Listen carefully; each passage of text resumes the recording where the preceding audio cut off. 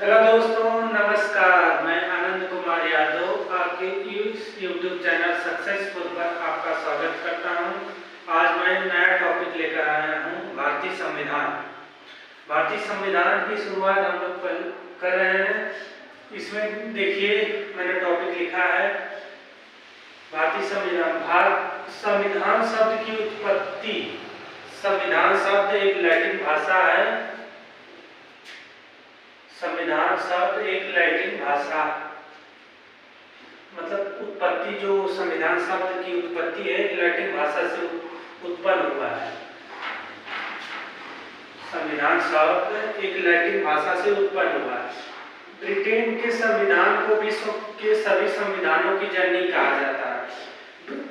विश्व में जैसे सभी देशों का अलग अलग संविधान है और ब्रिटेन का संविधान सबसे पहले बना गया, इसलिए ब्रिटेन के संविधान को विश्व के सभी संविधानों की जननी कहा जाता है। क्योंकि ब्रिटेन का संविधान सबसे पहले बना गया था, इसलिए सभी संविधानों की इसे जननी कहा जाता है।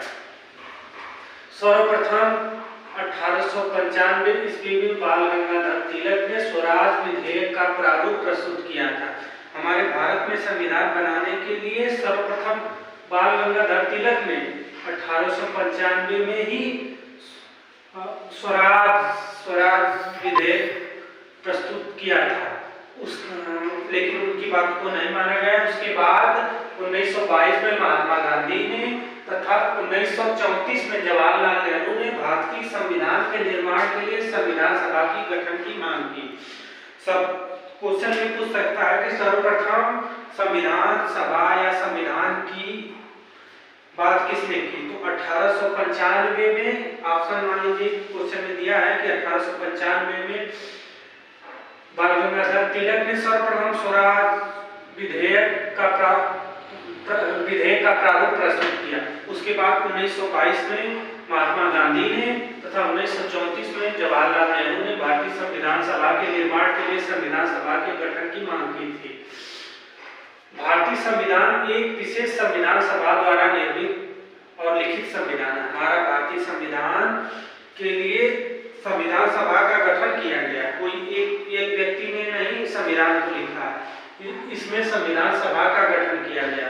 उसमें अलग अलग सबको टॉपिक दिया गया किसको क्या काम करना।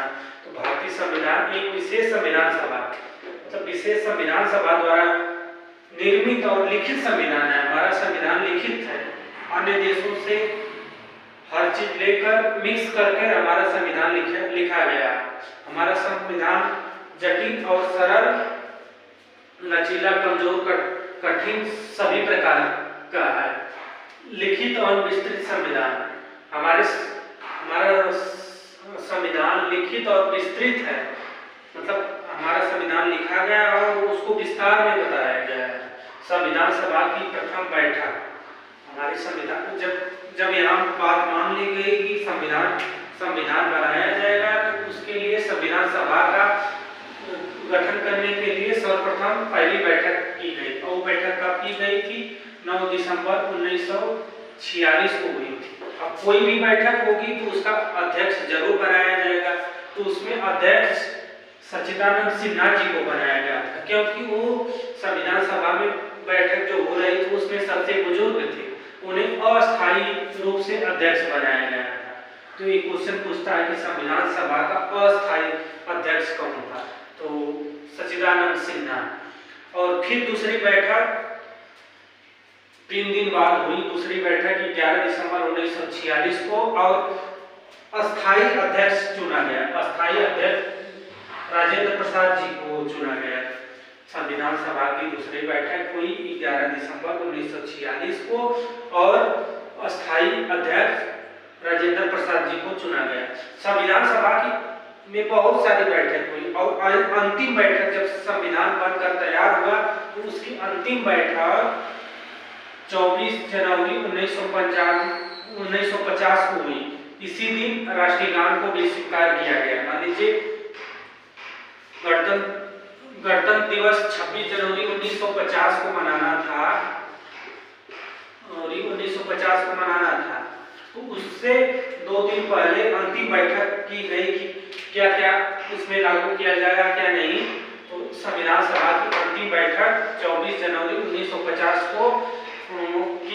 उसी दिन हमारा राष्ट्रीय गान जनगण मन को स्वीकार किया गया।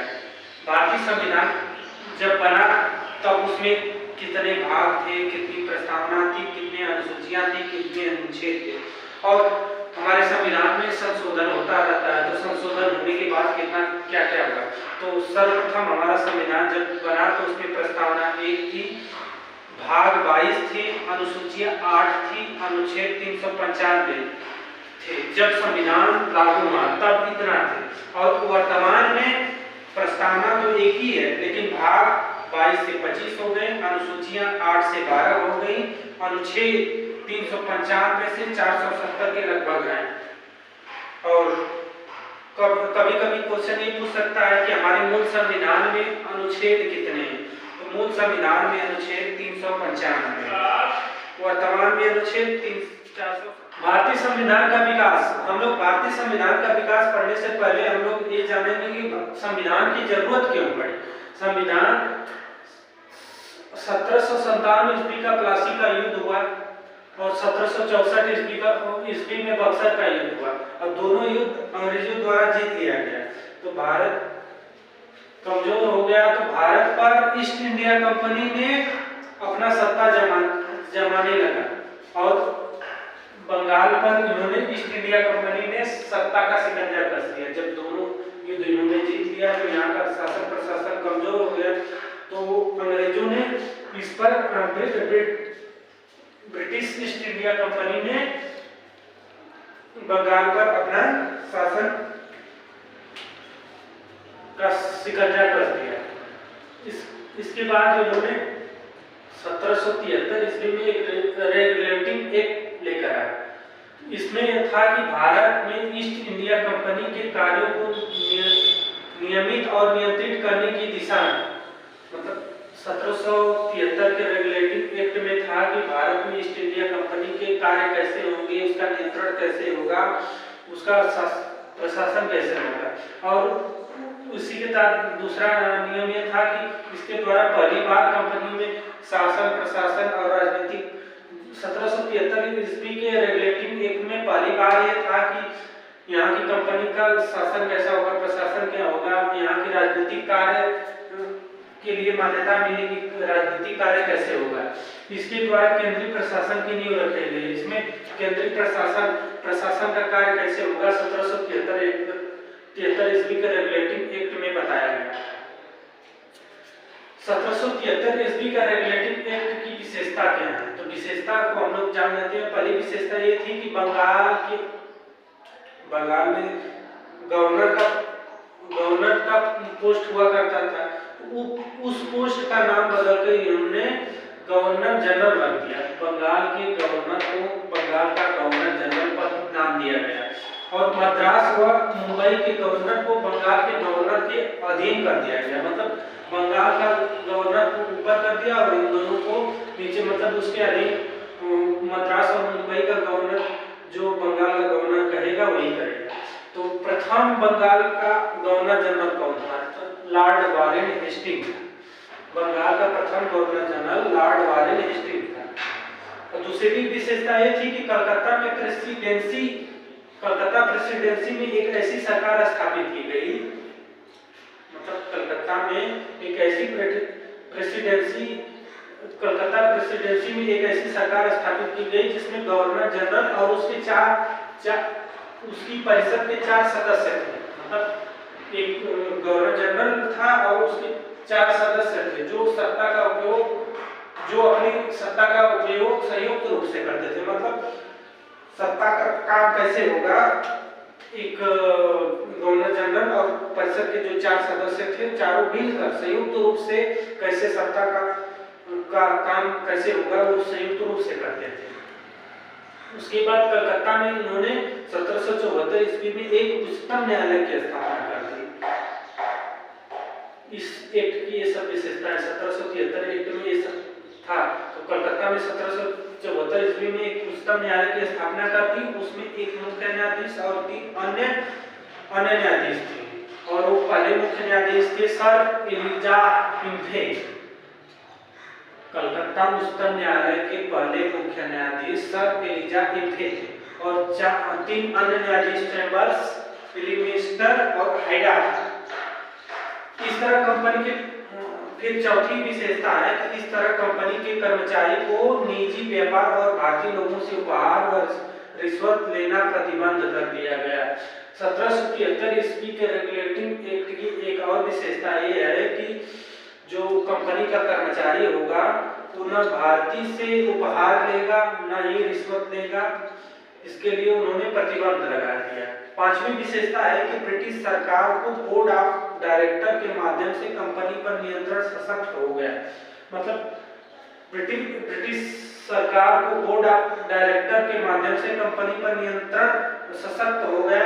इसमें भारत में इसके राजस्व, नागरिक और सैन्य मामलों की जानकारी ब्रिटिश सरकार को देना आवश्यक हो गया। मतलब ब्रिटिश सरकार ने एक बोर्ड ऑफ डायरेक्टर के माध्यम से कंपनी पर नियंत्रण कर लिया और भारत में जो राजस्व और नागरिक सैन्य मामले की जानकारी की सभी की जानकारी ब्रिटिश सरकार को देना होती थी और बोर्ड ऑफ डायरेक्टर के माध्यम से। इसकी विशेषता है। और 1773 के रेगुलेटिंग एक्ट के बाद एक्ट ऑफ सेटलमेंट आया। एक्ट ऑफ सेटलमेंट का यही मतलब है कि जैसे 1773 का रेगुलेटिंग एक्ट आया, कोई भी नियम कायदा कानून आएगा तो उसमें कुछ कमियां खामियां जरूर होगी। उसी कमियों को, रेगुलेटिंग एक्ट की कमियों को दूर करने के लिए एक्ट ऑफ सेटलमेंट आया 1781 ईस्वी में।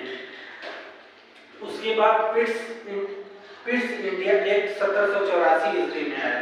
इसके द्वारा दोहरे प्रशासन का आरंभ हुआ। मतलब इसमें दोहरा प्रशासन था।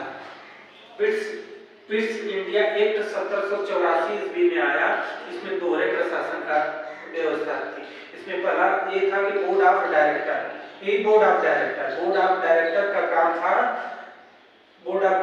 काम था व्यापारिक मामलों के लिए, और दूसरा ये था बोर्ड ऑफ कंट्रोलर, राजनीतिक मामलों के लिए। ये बोर्ड ऑफ डायरेक्टर, पहला तो बोर्ड ऑफ डायरेक्टर पहले से था, दूसरे को बोर्ड ऑफ कंट्रोलर कर दिया गया जो राजनीतिक मामलों के लिए। पहले बोर्ड ऑफ डायरेक्टर ही राजनीतिक मामले और व्यापारिक मामलों को करता था। फिर इंडिया एक्ट 1784 में आया, बोर्ड ऑफ डायरेक्टर को अलग कर दिया गया, बोर्ड ऑफ कंट्रोलर करो। बोर्ड ऑफ डायरेक्टर का काम व्यापारिक मामलों के लिए था, बोर्ड ऑफ कंट्रोलर का राजनीतिक मामलों के लिए। फिर 1793 ईस्वी में चार्टर अधिनियम आया। चार्टर अधिनियम का काम था कि इसके द्वारा, चार्टर अधिनियम ये था कि इसके द्वारा नियंत्रण बोर्ड के सदस्य तथा कर्मचारियों के वेतन आदि को भारतीय राजस्व में व्यवस्था की गई। मतलब 1793 ईस्वी के चार्टर अधिनियम में ये था कि नियंत्रण बोर्ड का जो सदस्य होगा, इनका बोर्ड, इन दोनों बोर्ड के सदस्य जो होंगे और कर्मचारी जो होंगे, उनके वेतन भारत के राजस्व से दिए जाएंगे।